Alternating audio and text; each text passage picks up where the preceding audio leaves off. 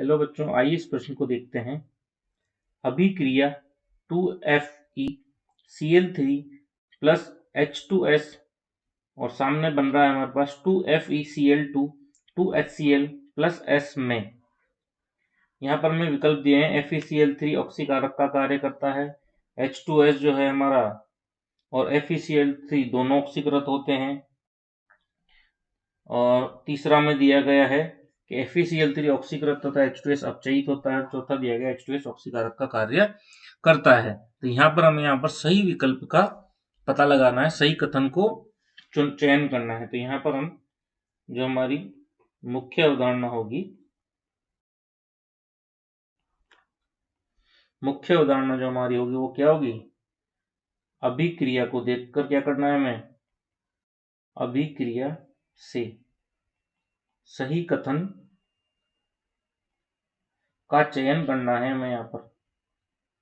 तो सबसे पहले यहाँ पर हमें अभिक्रिया दी गई है, तो सबसे पहले हम यहाँ पर अभिक्रिया को नोट करेंगे। अभिक्रिया क्या दी गई है कि 2FeCl3 और H2S मिलकर के क्या बना रहे हैं? 2FeCl2 plus 2HCl plus S। तो यहाँ पे विकल्पों में हमसे जो पूछा गया है वो ऑक्सीकारक, ऑक्सीकृत, अपचयित, अपचयनी पूछा गया है। तो हमें सबसे पहले इसको ये देखना है कि यहाँ पर कहाँ अपचयन हो रहा है, कहाँ पे ऑक्सीकरण हो रहा है। तो यदि हम बात करें यहाँ पर FeCl3 जो सबसे पहले में दिया गया, यहाँ पर Fe की जो FeCl3, तो Fe की ऑक्सीकरण संख्या यहाँ पर हमारे पास +3 है। H2S में बात करें तो S के ऊपर H2 है, तो ये -2, S के ऊपर यहाँ पर सल्फर के ऊपर -2 आवेश यानी ऑक्सीकरण संख्या होगी।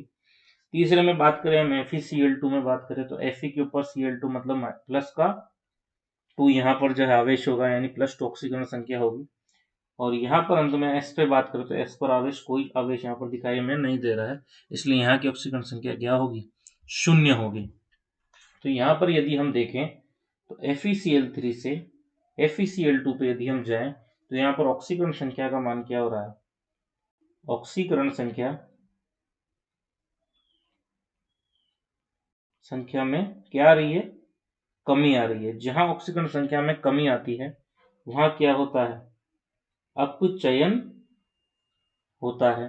और यदि हम बात करें H2S से जाकर के और हमारा S की, तो यहाँ पर क्या हो रहा है? यहाँ पर हमारा ऑक्सीकरण संख्या -2 से क्या हो गई? 0, यानी बढ़ रही है। तो ऑक्सीकरण संख्या में क्या हो रही है? ऑक्सीकरण संख्या में हमारे पास वृद्धि हो रही है। तो वृद्धि को, ऑक्सीकरण संख्या में वृद्धि को हम क्या बोलते हैं? ऑक्सीकरण बोलते हैं। क्या बोलते हैं? ऑक्सीकरण बोलते हैं। तो जब हम देखें तो यहाँ पर एक अपचयन भी हो रहा है और ऑक्सीकरण भी हो रहा है। अब चूंकि हम जानते हैं, क्या हम जानते हैं, तो उसको हम अगले पृष्ठ पे लिखेंगे। चूंकि हम जानते हैं कि, देखिए कि जिस भी पदार्थ का अपचयन होता है वो क्या होता है? अच्छा ऑक्सीकारक पदार्थ होता है। जिसका अपचयन हो रहा है वो क्या है? अच्छा ऑक्सीकारक पदार्थ है। और जिसका ऑक्सीकरण हो रहा है वो क्या है? अच्छा अपचायक पदार्थ है। तो हम इन दोनों पॉइंट्स को लिख लेंगे कि जिसका अपचयन होता है, जिसका अपचयन होगा वो क्या होगा? अच्छा अपचयन वाला तो अच्छा क्या होगा? ऑक्सीकारक होगा।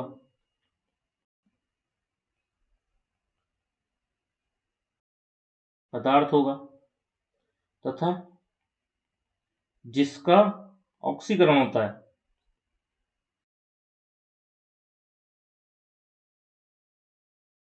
वो क्या होगा? अपचयन हो रहा है वो ऑक्सीकरण पदार्थ है, तो जिसका ऑक्सीकरण हो रहा है वो क्या होगा? अपचायक पदार्थ होगा। तो यहाँ पे यदि हम देखें तो पहला जो हमें पॉइंट दिया गया है वो पूछ रहा है कि FeCl3 ऑक्सीकारक का कार्य करता है। तो क्या ऑक्सीकारक कौन होता है? ऑक्सीकारक हमने यहाँ पर देखा, ऑक्सीकारक पदार्थ कौन है जिसका अपचयन होता है? तो यहाँ पे FeCl3 ऑक्सीकारक है, तो क्या FeCl का अपचयन हो रहा है क्या? तो FeCl का यहाँ पर देखिए अपचयन हो रहा है। तो FeCl3 का अपचयन हो रहा है, तो मतलब वो क्या होगा? अच्छा, ऑक्सीकारक होगा। इसका मतलब ये पॉइंट हमारा यहाँ पर सही है, यह विकल्प हमारा यहाँ पर सही होगा। अब हमारे दूसरे विकल्प की बात करें तो H2S तथा FeCl3 दोनों ऑक्सीकृत होते हैं। तो देखिए जो H2S है वो तो ऑक्सीकृत हो रहा है, परंतु FeCl3 ऑक्सीकृत नहीं हो रहा है, जबकि ये बोल रहा है कि दोनों ही होते हैं। तो ये विकल्प तो हमारा क्या हो गया? गलत हो गया। हमारे तीसरे विकल्प की चर्चा करें तो पूछ रहा है FeCl3 ऑक्सीकृत होता है और H2S अपचयित होता है। तो क्या FeCl3 जो है हमारा ऑक्सीकृत हो रहा है क्या? तो FeCl3 हमारा ऑक्सीकृत नहीं हो रहा है, ये तो हमारा अपचयित हो रहा है। H2S अपचयित हो रहा है क्या? तो H2S हमारा क्या हो रहा है? ऑक्सीकृत हो रहा है, अपचयित तो नहीं हो रहा है। अंत में पूछ रहा है कि H2S ऑक्सीकारक का कार्य करता है क्या? तो H2S क्या हो रहा है? ऑक्सीकारक, तो ऑक्सीकरण तो H2S का हो ही रहा है, तो ये तो अच्छा क्या होगा? अपचायक होगा। ये अच्छा ऑक्सीकारक नहीं होगा, इसका तो खुद का ही ऑक्सीकरण हो रहा है। तो ये वाला कथन भी हमारा क्या है? गलत है।